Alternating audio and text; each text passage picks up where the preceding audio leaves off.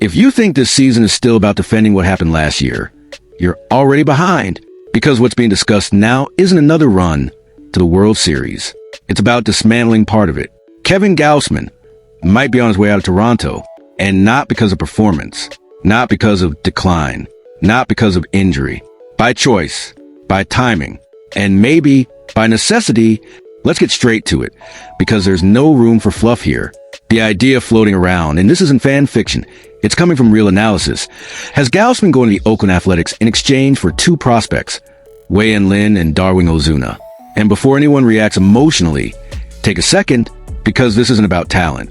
It never was. Gausman right now is sitting on a 2.42 ERA, 31 strikeouts in just over 22 innings. That's not just solid. That's elite. That's the kind of arm that walks into any contender's rotation and raises the ceiling instantly. So why would you trade that guy? This is where the conversation gets uncomfortable, because the problem isn't what he is today. It's what he represents tomorrow. 35 years old, final year of his contract, and maybe the most overlooked detail of all, he's not even sure he'll keep playing after 2026. He openly talked about retirement, family, life beyond the game. That changes everything, because now it's not extend him or not. It's lose him for nothing, or turn him into assets now. But then, there's the other side of the story, because Toronto isn't just any team right now. This is a team that went to the World Series, took it to Game 7, lost in extra innings. That doesn't just disappear because April and May got off to a rough start. But the start's been slow, injuries are starting to pile up, and the standings start to apply pressure. And that leads to the question nobody really wants to ask out loud. Do you trust this group still has another deep run in it?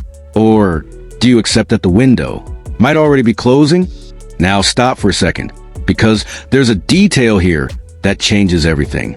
The Blue Jays in recent years spent heavily in prospects to compete. Trades, acquisitions, all-in moves. The farm system isn't empty, but it's not exactly comfortable either. And that matters, because while you're trying to compete at the top, something still has to support the bottom. And right now, Toronto doesn't have much margin for error in that balance. So when opportunity comes up to turn a short-term asset into two young pieces with upside, the conversation stops sounding crazy. It starts sounding strategic. Wei-Yin Lin, 20 years old, left-handed, top 4 prospect in Oakland system, projected to reach the majors within a year or two. Profile of a solid starter, not the flashy headline-grabbing name, but exactly the kind of arm that holds a rotation together for years. Controllable, young, developable. Now add Darwin Ozuna, 18 years old, outfielder, international signing from 2025, ranked number 16 among MLB Pipeline's top 50 international prospects that year. This is a different kind of bet, more raw, more distant, more risk, but with upside. And upside is what you buy when you're willing to wait. So let's strip it down without sugarcoating it. Toronto trades a proven ace for a potential starter and a lottery ticket. On paper, it looks like a loss. In context, it starts to make sense. But here comes the discomfort. And it's real, because trading Gausman sends a message. And it's not a neutral one. It's clear. Maybe 2026 isn't our year. And that hits the clubhouse, hits the fan base, hits everyone who came into the season believing the team was still in it. But almost nobody talks about this. Keeping Gausman is also a decision.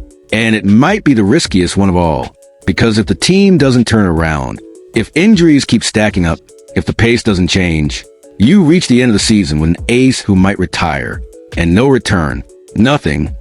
So tell me, which one hurts more, trading too early, or never trading at all? And here's where Oakland comes in, and it's not simple either. They don't usually spend. Financial limitations are real. So why would they do this? Short answer. Opportunity window. If Toronto is willing to eat part of Gausman's remaining salary, the real cost drops. And suddenly, you're getting an elite pitcher without fully stretching your budget. For a rebuilding team, that's a shortcut, an out-of-character move, but one that aligns with timing. And there's another layer most people ignore. Gausman in Oakland isn't just performance. It's mentorship. It's presence. It's someone who can shift the culture of a young clubhouse. That matters too. Back to Toronto. The real question isn't the trade itself. It's the timing. Because if this team catches fire, starts winning series, gets back into the race, this conversation dies instantly. Simple as that. Nobody trades an ace in the middle of a playoff push. But if they stay stuck, hovering, without a clear identity, the internal pressure shifts. Fast. And here's the blunt summary. No filter. Toronto gains future, loses present.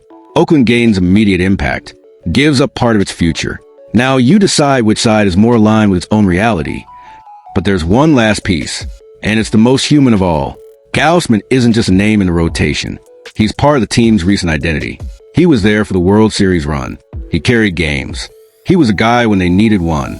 Trading a player like that isn't just technical. It's emotional, and fans feel that a lot. But baseball doesn't wait for emotions to align with planning. It never has.